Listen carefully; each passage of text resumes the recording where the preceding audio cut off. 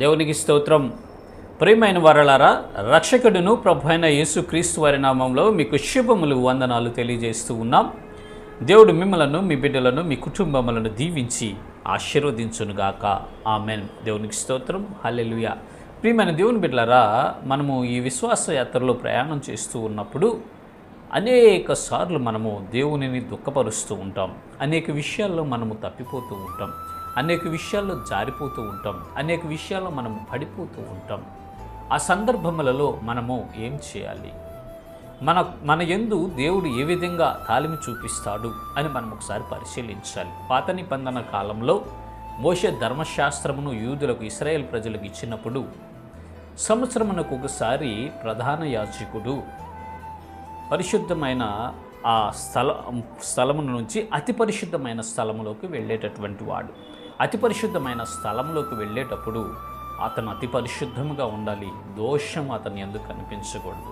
రక్తమును చేత పట్టుకొని తను తాను శుద్ధి చేసుకునేవాడు. ప్రజలను శుద్ధి కొరకు బలి అర్పించి ఆ రక్తమును తీసుకొని అతి పరిశుద్ధ స్థలంలోకి సంవత్సరంకు ఒక మారు వెళ్ళేటటువంటి పద్ధతిని దేవుడు ఆ దినాన ఇశ్రాయేల్ ప్రజలకు ఏర్పాటు చేశాడు. ఆనాడు ప్రధాన యాజకుడు మనుష్యుడే కాబట్టి అతను కూడా అనేక విషయాల్లో బలహీనుడై ఉంటూ ఉండేవాడు. కాబట్టి ఇతర మనుషులు తప్పు చేసినప్పుడు, తప్పిపోయినప్పుడు వారి యందు తాలిము చూపించి, కరుణ చూపించి, దయగలిగించి వారి పక్షాన దేవునికి విజ్ఞాపన చేసి వారి పాపాలు పరిహరించబడుటకు బలులను అర్పించటం మనం చూస్తాం. అదే మాటలో ఇక్కడ హెబ్రీ గ్రంథకర్త కోట్ చేస్తూ మనకు తెలియజేస్తున్నాడు. చూద్దాము. హెబ్రీలకు రాసినటువంటి పత్రిక 5వ అధ్యాయము 2వ వచనము చివరి లైన్ మనము చూసినట్లయితే, త్రోవ తప్పిన వారి ఎడలను తాలిమి చూపగలవాడై ఉన్నాడు. దేవునికి స్తోత్రం. హల్లెలూయా. ప్రధాన యాజకుడు కూడా మనుష్యుడే కాబట్టి,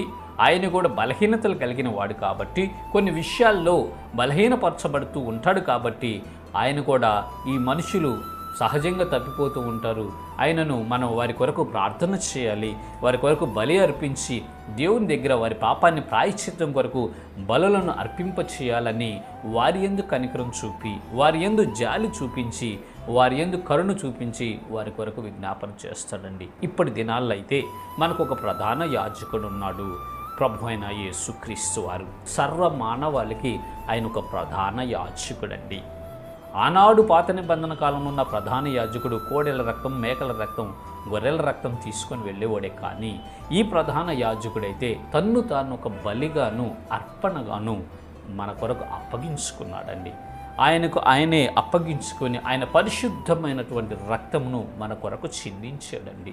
మన పాపాలను నుంచి విడుదల కలిగించుట కొరకు, విమోచన కలిగించుట కొరకు ఆయన తానే బలి అయిపోయి ఆ రక్తము వలన మనల్నందరినీ విడిపించాడు, విమోచన కలిగించాడు. పరిశుద్ధమైనటువంటి మార్గములో మనల్ని నిలబెట్టి పరలోక రాజ్యానికి చేర్చాలని ఒక్కసారి తను అప్పగించుకున్నాడండి. అలాంటి ప్రధాన యాజకుడు మనకున్నాడండి. ఇప్పుడు కూడా ఆయన మన కొరకు తండ్రి అయిన దేవుని వద్ద విజ్ఞాపన చేస్తూ ఉన్నాడు. ఈ విశ్వాస యాత్రలో మనం వెళుతూ ఉన్నప్పుడు కొన్నిసార్లు పడిపోతామండి, కొన్నిసార్లు తప్పిపోతాము, కొన్నిసార్లు దేవుని దుఃఖపెడతాము, కొన్నిసార్లు దేవునికి ఆయాసకరంగా బ్రతుకుతూ ఉంటాం. అలాంటి సందర్భాల్లో మనము ఇలా ప్రధాన యాజకుడి దగ్గర మొరపెట్టుకోవాలి. యేసు ప్రభువారిని మనం ఆశ్రయించాలి. అయ్యా, నన్ను క్షమించండి, ఈ విషయంలో నేను బలహీనున్నై ఉన్నాను, ఈ విషయంలో నేను తప్పిపోయాను ప్రభువా, నా యందు కనికరం చూపించి నా పాపాలను పరిహరించండి, నా అవిధేయతలను కొట్టివేయండి, నా లోపములు సరిచేసి నన్ను చక్కగా నిలవబెట్టి ముందుకు నడిపించండి అని ఏ మనుష్యుడైతే హృదయపూర్వకంగా పశ్చాత్తాపం కలిగి, వినయ మనస్సు కలిగి తగ్గించుకొని ప్రార్థన చేస్తాడో ఆ బలహీనతల నుంచి దేవుడు విడిపిస్తాడండి. ఆ తప్పిపోయినటువంటి వారిని మరల తీసుకొస్తాడు. తప్పిపోయినటువంటి గొర్రెను వెదకి రక్షించినట్లుగా మనుష్య కుమారుడు మనల్ని రక్షించి పరలోక రాజ్యం చేర్చు వరకు మనల్ని నడిపిస్తాడు, నిత్య జీవమును అనుగ్రహిస్తాడు. ఇటు కృప దేవుడు మనందరికీ కలుగు చేయనుగాక. ఆమెన్. God bless you. దేవునికి స్తోత్రం. హల్లెలూయా.